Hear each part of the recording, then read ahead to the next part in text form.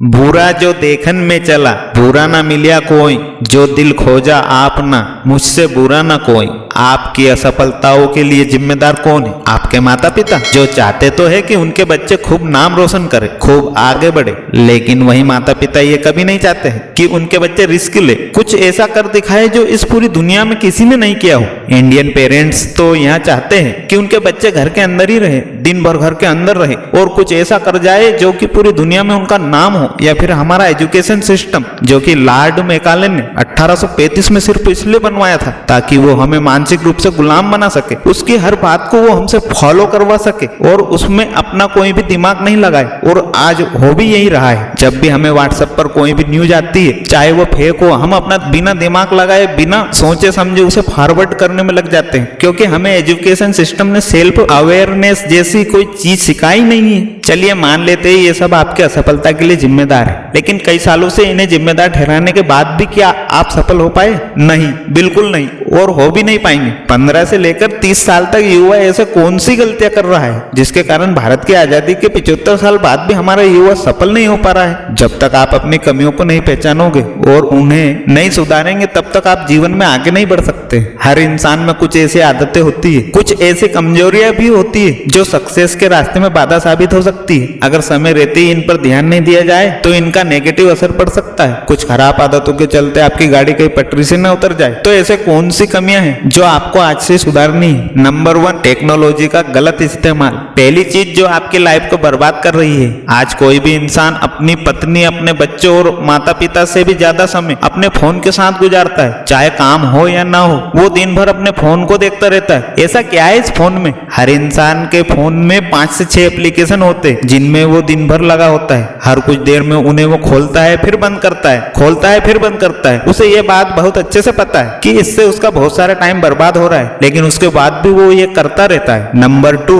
युवाओं का रिलेशनशिप। दूसरा सबसे बड़ा रीजन है कि आज के युवाओं का रिलेशनशिप, जो साल में मौसम की तरह कई बार बदलता है। पहले ये परेशान रहते हैं कि हमारी जिंदगी में कोई है ही नहीं, जब कोई आ जाता है तब परेशान रहते हैं कि ये आया क्यों, और जब वो उसे छोड़कर चला जाता है तो फिर परेशान रहते हैं कि इसने हमें धोखा दिया। और इसी धोखे से बाहर निकलने के लिए वो अपने जीवन के कई सारे साल को बर्बाद कर देते हैं। बाबू जानू सोना करने के चक्कर में वो ये भूल जाते हैं कि उनकी लाइफ में इससे भी ज्यादा कुछ इंपॉर्टेंट है। पहले वो एक दूसरे से वादा करते हैं कि एक दूसरे के साथ रहेंगे, लेकिन फिर वो ना दोनों एक दूसरे के साथ रहते हैं और ना ही ये टाइम उनके साथ रहता है। नंबर 3, इनोवेशन का ना होना। तीसरा सबसे इंपॉर्टेंट रीजन है कि हमारी सोच में इनोवेशन का ना होना। आज हम इंडियन बहुत ही फक्र के साथ कहते हैं, और होना भी चाहिए, कि हमारे सुंदर पिचाई गूगल के सीईओ है, सत्य नडेला माइक्रोसॉफ्ट के सीईओ है, इंदिरा नोई पेप्सी के सीईओ है, और ऐसे बहुत सारे इंडियन विदेशी कंपनियों के लिए बहुत अच्छा कर रहे हैं। लेकिन आज हमें और हमारे देश को इस बात की जरूरत है कि हम ऐसी कंपनियों में नौकरी करने की बजाय ऐसी कंपनियां खुद खड़ी करें। लेकिन हमारे देश में तो उल्टा ही हो रहा है। फ्लिपकार्ट और पेटीएम जैसी बड़ी कंपनियां बनाने के बाद भी हमने उनका मालिकाना हक विदेशी कंपनियों को दे दिया। यदि हम ध्यान लगाए कि बड़ा नौकर बनने से अच्छा है कि हम छोटा मालिक बन जाए, तो हम अपने लिए और अपने देश के लिए बहुत कुछ अच्छा कर पाएंगे।